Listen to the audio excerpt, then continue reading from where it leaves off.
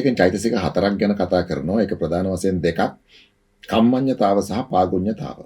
කම්මඤ්ඤතාවෙත් ආකාර දෙකක් තියෙනවා. චිත්ත කම්මඤ්ඤතාව, කාය කම්මඤ්ඤතාව. පාගුඤ්ඤතාවෙත් ආකාර දෙකක් තියෙනවා. චිත්ත පාගුඤ්ඤතාව, කාය පාගුඤ්ඤතාව කියලා.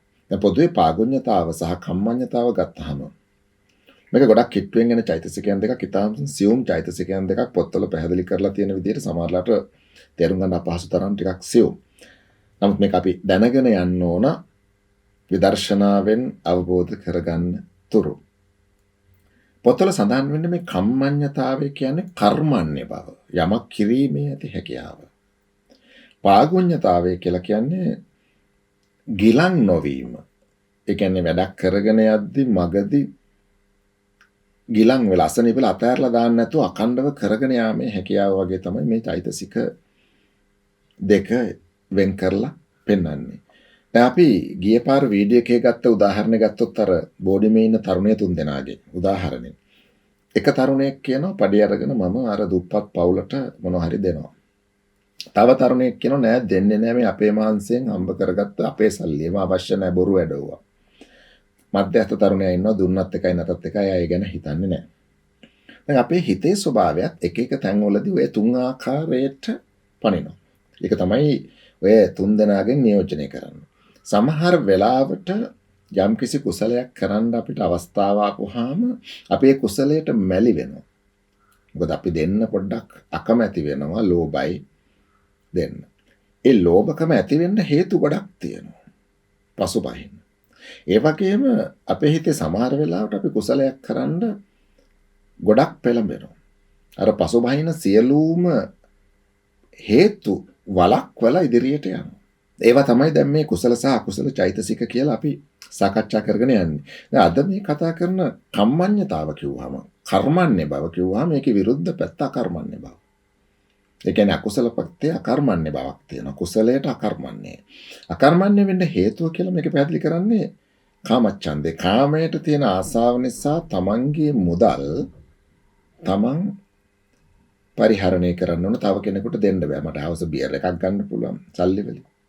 මට අවශ්‍ය ඇඳුමක් පැළඳුමක් ගන්න ඕන නැත්නම් පල්ස එකක් ඩිස්කවරියක් ගන්න සල්ලි එකතු කරනවා. ඒගොල්ලන්ට දීලා පුළුවන්. අර තමන් විඳින්න තියෙන ආසාව නිසා අකර්මණ්‍යයි දෙන්න. ඒකේ අනිත් පැත්ත තමයි මේ කම්මඤ්ඤතාව. මේ කාමච්ඡන්දය, කාමයට තියෙන ලෝභය, කැමැත්ත එරෙහිව ක්‍රියාත්මක වෙන යම්කිසි ශක්තියක් මේ සිතේ කුසල පක්ෂයේ තියෙනවා කියලා කියනවා. එරෙහිව ක්‍රියාත්මක වෙලා මේක ඍජුව කුසලයට යොමු කරන අකර්මන්නේ නැතුව කර්මන්නේ බවක් ඇති කරන ශක්තියක් චෛතසිකයක් කියලා කියනවා. ඒකේ ආකාර දෙකක් තියෙනවා.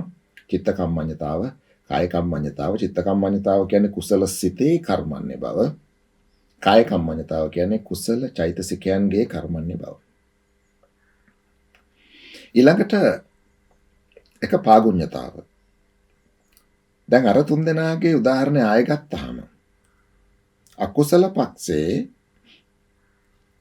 ගිලන් බවක් තියෙනවා කුසලයේ දෙසට. කුසල කරන්න හිතුණත් නිකන් ලෙඩ වෙලා වගේ යන්න දෙන්නේ නැහැ.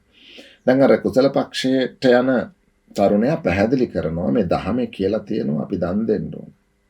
කුසල් කරන්න ඕන අනාගතේ ලැබෙන්න. අනිත් මිනිස්සුන්ට කරුණාවක් තියෙන්න ඕන.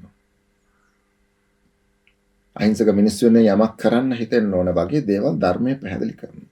අපි කියලා හිටියට අපි ඇත්තටම අපි කියලා නෑ අපේ මේ දිට්ඨියක් තියෙන්නේ කියලා පැහැදිලි කරනවා. දැන් මේ අකුසල පක්ෂයේ ඉන්න කෙනාට අර පැහැදිලි කළාට මේ කරන දේවල් පිළිබඳ යන්නත් නිකන් තියෙනවා. හැබැයි පොඩි අකමැත්තක් තියෙන පොදු ෂුවර් නෑ. මෙයා කියනවා ඔය දන් දෙන්නට ලැබෙනවා කිව්වට අර අහවල්ලු ඉන්නවා කොච්චර දෙනවද කෝ හැමදාම අඬ ඉන්නේ. අරගොල්ලෝ ඕන මොනතරම් දේවල් කරනවද කුඩු විකුණනවා තියෙන වැරදි වැඩ ඔක්කොම කරනවා. ඒත් ඒගොල්ලෝ හොඳින් ඉන්නවා. වගේ තර්ක ගේනවා. මොකද එයාට තියෙන විචිකිච්ඡාවක් ධර්මයේ පිළිබඳ. මේ කියන ධර්මයේ ඇත්තද කියන එක.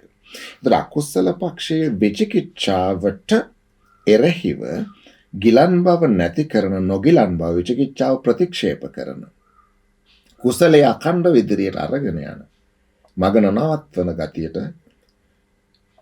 පාගුඤ්ඤතාව කියනවා කියලා ධම්ම පොත්වල සඳහන් කරනවා. ඒකෙත් ආකාර දෙකක් තියෙනවා. චිත්ත පාගුඤ්ඤතාව සිතේ නොගිලන් බව, කාය පාගුඤ්ඤතාව කුසල චෛතසිකයන්ගේ නොගිලන් බව. ඒකේ විරුද්ධ ශක්තිය තමයි අකුසල පක්ෂයේ තියෙන්නේ විචිකිච්ඡාව.